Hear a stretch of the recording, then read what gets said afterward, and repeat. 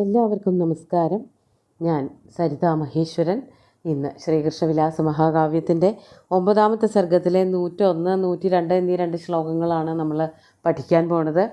2 ശ്ലോകങ്ങളിലും ഉപജാതി വൃത്തമാണുള്ളത്. ഇവിടെ യുദ്ധത്തിൻ്റെ വർണ്ണനയും അതോടൊപ്പം തന്നെ ബലരാമൻ്റെ രംഗപ്രവേശം, യുദ്ധത്തിനായിട്ട് കൃഷ്ണനോടുള്ള ആജ്ഞാപനം, നമ്മൾ ഇറങ്ങേണ്ടതല്ലേ എന്നുള്ള ചോദ്യമൊക്കെയാണ് വർണ്ണിച്ചു കൊണ്ടിരിക്കുന്നത്. നമുക്ക് ആദ്യം 101ാമത്തെ ശ്ലോകം നോക്കാം. ജാതത്രപാജീവിത നിസ്പൃഹാസ്തേ കൃതപ്രതിജ്ഞാ പ്രതിഭൂമിപാല പ്രാപയ്യഭംഗം യദുരാജസൈന്യം നേതും വിഭിന്ദന്ത ഇവാന്തരീക്ഷം. ആദ്യം പദച്ഛേദം പറയാം. ജാതത്രപാജീവിത നിസ്പൃഹാഃ തേ കൃതപ്രതിജ്ഞാഃ പ്രതിഭൂമിപാലാഃ പ്രാപയ്യ ഭംഗം യദുരാജസൈന്യം നേതും വിഭിന്ദന്ത ഇവ അന്തരീക്ഷം. ഇവിടെ പ്രതിഭൂമിപാലന്മാരെ പറ്റിയിട്ട് തന്നെയാണ് പറയണത്. പ്രതിഭൂമിപാലന്മാരെ എന്ന് പറഞ്ഞാൽ ശത്രു രാജാക്കന്മാർ, ഭൂമിപാലന്മാരെ രാജാക്കന്മാർ, പ്രതി എന്നുള്ളത് കൊണ്ട് ശത്രുക്കളെന്നർത്ഥം.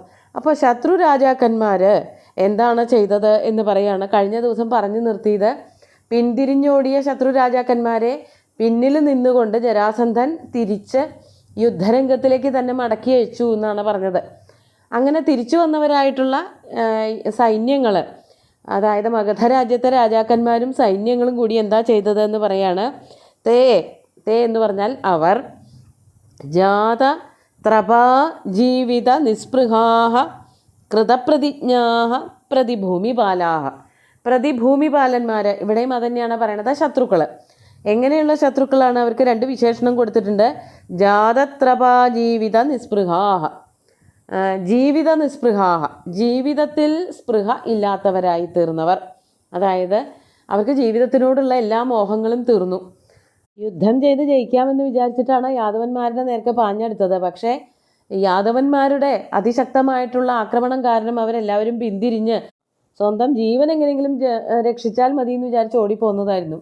അപ്പോൾ പിന്നിൽ നിൽക്കുന്ന ജരാസന്ധൻ അവരെ വീണ്ടും യുദ്ധമുഖത്തിലേക്ക് തന്നെ പറഞ്ഞയച്ചു. അപ്പോൾ അതുകൊണ്ടാണ് അവരെന്തായി തീർന്നത്? ജീവിതത്തിനോട് നിസ്പൃഹ, ഒരു സ്പൃഹയും ഇല്ലാതെയായി തീർന്നു. അതാണ് ജാതത്രപാ ജീവിത നിസ്പൃഹാഃ. വളരെ വലിയ ലജ്ജ, തങ്ങൾക്ക് ജയിക്കാൻ പറ്റിയില്ല, യാദവ സൈന്യത്തിനെ ആക്രമിച്ച് തോൽപ്പിക്കാൻ പറ്റിയില്ല. മഗധ എന്ന് പറഞ്ഞാൽ വളരെ ശക്തന്മാരായിട്ടുള്ള രാജാക്കന്മാരുടെ നാടാണ്. എന്നിട്ടും ഈ രാജാക്കന്മാർക്കും ഭടന്മാർക്കും ആരെയും തോൽപ്പിക്കാനും സാധിച്ചില്ല, വിചാരിച്ച പോലെയൊന്നും നടന്നില്ല എന്നുള്ളത് കൊണ്ട് വല്ലാത്ത നാണക്കേടായി. അതാണ് ജാതത്രപ. ത്രപ വന്ന് ഭവിച്ചതുമൂലം ജീവിത നിസ്പൃഹാഃ, ജീവിതത്തിൽ സ്പൃഹയില്ലാത്തവരായി തീർന്ന ഈ രാജാക്കന്മാർ, പ്രതിഭൂമിപാലന്മാർ. മാത്രമല്ല അവരെന്താ തീർച്ചപ്പെടുത്തിയത്?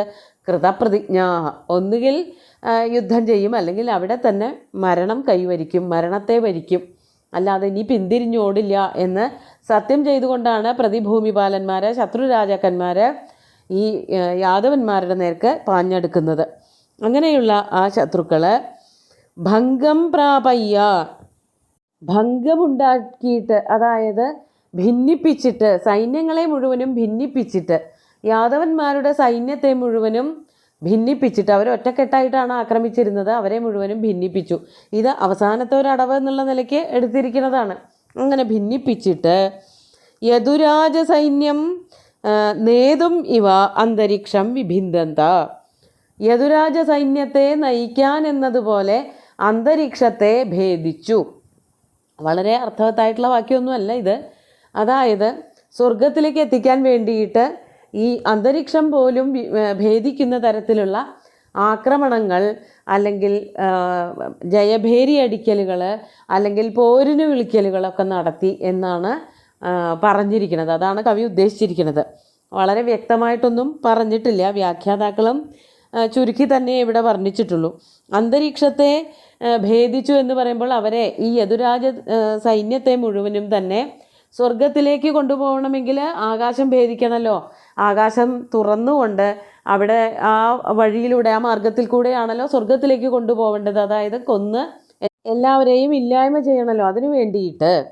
അപ്പോൾ അവരെയൊക്കെ സ്വർഗത്തിലേക്ക് പ്രാപിപ്പിക്കുക, അതാണ് അവിടെ ഭംഗം പ്രാപയ്യ എന്നൊക്കെ പറഞ്ഞത്. ഇവരെ മുഴുവനും ഛിന്ന ഭിന്നമാക്കിയിട്ട് ഇവരെ ഈ സൈന്യങ്ങളെ സ്വർഗത്തിലേക്ക് പ്രാപിപ്പിക്കാൻ വേണ്ടിയിട്ട് അവർ അതികഠിനമായിട്ടുള്ള യുദ്ധം ചെയ്തു. പോരിനു വിളികൾ, ആക്രമണങ്ങളൊക്കെ അതിശക്തമായി നടത്തി. ശക്തമായിട്ടുള്ള ആക്രമണമായിരുന്നു പിന്നീട് മഗധയിലെ രാജാക്കന്മാർ യാദവ സൈന്യത്തിൻ്റെ മുകളിൽ വീഴ്ത്തിയത്. അവർ എങ്ങനെ വന്നാലും ഇനി തോറ്റു പിന്മാറില്ല, ഒന്നുകിൽ ജയിച്ചു വരും അല്ലെങ്കിൽ വീരസ്വർഗം പ്രാപിക്കും എന്ന് ഉറപ്പിച്ചിട്ടാണ്, പ്രതിജ്ഞ ചെയ്തുകൊണ്ടാണ് മഗധയിലെ രാജാക്കന്മാർ യാദവന്മാരുടെ നേർക്ക് യുദ്ധത്തിന് വന്നത്.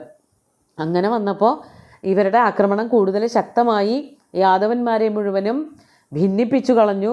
അവരുടെ ഒച്ചയും ബഹളവും പോരിനു വിളികളും ഭേരീനാദവും ഒക്കെ കൂടിയിട്ട് ആകാശം പോലും പിളർന്നതുപോലെയായി. അതിഭയങ്കരമായിട്ടുള്ള യുദ്ധമാണ് അവിടെ നടന്നത് എന്നാണ് കവി ഇവിടെ ഈ ഒരു ശ്ലോകത്തിൽ വർണ്ണിക്കുന്നത്. അടുത്തത് ബലരാമൻ്റെ രംഗപ്രവേശമാണ് വർണ്ണിക്കുന്നത്.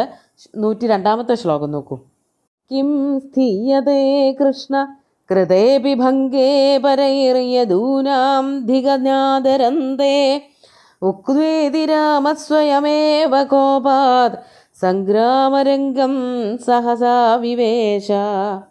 നമുക്ക് ആദ്യം പദച്ഛേദം പറയാം.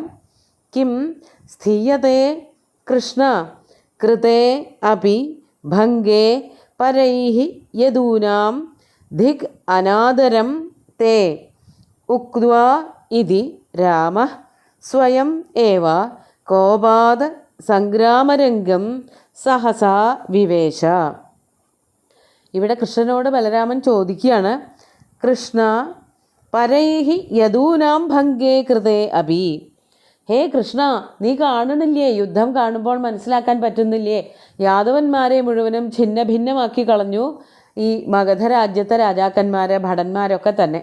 അത് കണ്ടിട്ടും എങ്ങനെയാണ് അടങ്ങിയിരിക്കാൻ പറ്റണത് എന്നാണ് ചോദ്യം. അതാണ് പരൈഹി പരന്മാരാൽ, യദൂനാം ഭംഗേ യാദവന്മാരുടെ ഭംഗം ചെയ്തു കഴിഞ്ഞു, കൃതേ അഭി ചെയ്തു കഴിഞ്ഞു എന്നുള്ളത് മനസ്സിലാക്കിയിട്ടും, കൃഷ്ണ നീ ഇതൊക്കെ കണ്ടിട്ടും, കിം സ്ഥീയതേ എന്താണ് ഒരനക്കവുമില്ലാതെ യുദ്ധത്തിനൊന്നും പുറപ്പെടാതെ അടങ്ങി ഒതുങ്ങിയിരിക്കുന്നത് എന്നാണ് ചോദിക്കുന്നത്. ത്വയാ കിം സ്ഥീയതേ എന്താണ് ഇവിടെ ഒതുങ്ങിയിരിക്കുന്നത്?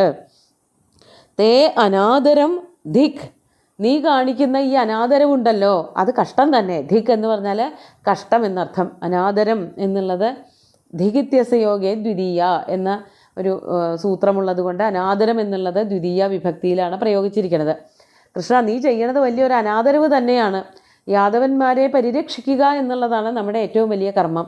യുദ്ധത്തിൽ ഈ മഗധദേശത്തെ രാജാക്കന്മാരും സൈന്യങ്ങളും വന്നിട്ട് യാദവന്മാരെ മുഴുവനും ഇല്ലായ്മ ചെയ്യുമ്പോൾ അവർക്കെതിരെ യാതൊരു തരത്തിലുള്ള ആക്രമണങ്ങളും അഴിച്ചുവിടാതെ വെറുതെ ഇരിക്കുകയാണോ? മഗധദേശത്തെ ഒതുക്കണ്ടേ? അത് നമ്മൾ ചെയ്യുന്നത് വലിയൊരു അനാദരവാണ് എന്ന് ബലരാമൻ ശ്രീകൃഷ്ണനെ ഓർമ്മിപ്പിക്കുകയാണ്. അതാണ് തേ അനാദരം ധിക് ഇതി, ഇപ്രകാരം കോപാദ് ഉക്വ ദേഷ്യത്തോടുകൂടി പറഞ്ഞിട്ട് രാമ ബലരാമൻ സംഗ്രാമരംഗം സഹസാ സ്വയം ഏവ വിവേശ. സംഗ്രാമരംഗം, സംഗ്രാമം എന്ന് പറഞ്ഞാൽ യുദ്ധം, സംഗ്രാമം തന്നെയാണ് രംഗം. അതായത് ബലരാമൻ്റെ ക്രീഡാ രംഗം. ബലരാമൻ ഇനി തൻ്റെ കഴിവ് മുഴുവൻ തെളിയിക്കാൻ പോകുന്നത് ഈ യുദ്ധത്തിലാണ്. അതുകൊണ്ടാണ് രംഗം എന്ന് പറഞ്ഞത്.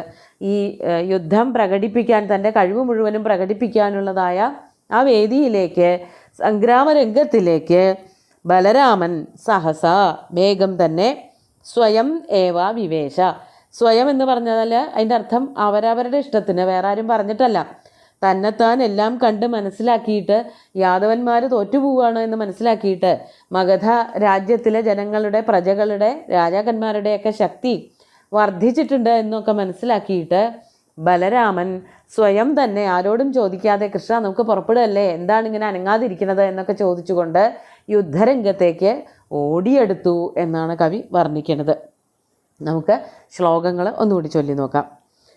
ജാതത്രപാ ജീവിത നിസ്പൃഹാസ്തേ കൃതപ്രതിജ്ഞാ പ്രതിഭൂമിബാല പ്രാപയ്യഭംഗം യദുരാജസൈന്യം നേതും വിഭിന്ദന്ത ഇവാന്തരിക്ഷം കിം സ്ഥീയതേ കൃഷ്ണകൃതേപി ഭംഗേ പരൈര്യദൂനാം ധിഗനാദരം തേ ഉക്വേതി രാമസ്വയമേവ കോപാത് സംഗ്രാമരംഗം സഹസാ വിവേശ. ബലരാമൻ യുദ്ധത്തിനായിട്ട് ഇറങ്ങി പുറപ്പെട്ടപ്പോൾ ഏട്ടൻ ബുദ്ധിമുട്ടരുതല്ലോ, എന്താണ് പെട്ടെന്ന് അങ്ങോട്ട് ഇറങ്ങിപ്പോയത് എന്ന് വിചാരിച്ചിട്ട് ശ്രീകൃഷ്ണനും യുദ്ധത്തിനായിട്ട് പുറപ്പെട്ടു പോണതാണ് അടുത്ത ശ്ലോകത്തിൽ വർണ്ണിക്കുന്നത്. അതൊക്കെ അടുത്ത ദിവസം നോക്കാം. സുന്ദരമായിട്ടുള്ള 2 ശ്ലോകങ്ങളും ഭഗവാന്റെ കാൽക്കൽ അർപ്പിച്ചുകൊണ്ട് ഗുരുവായൂരപ്പനെ സാഷ്ടാംഗം നമസ്കരിച്ചുകൊണ്ട് എല്ലാവർക്കും ശുഭദിനം നേർന്നു നിർത്തട്ടെ. നന്ദി.